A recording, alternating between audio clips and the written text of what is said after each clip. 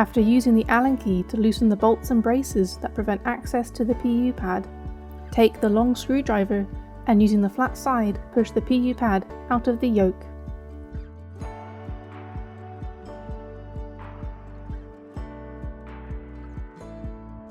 Push it out completely.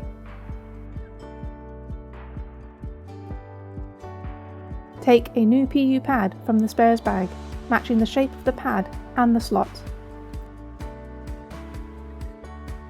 Push it into the slot.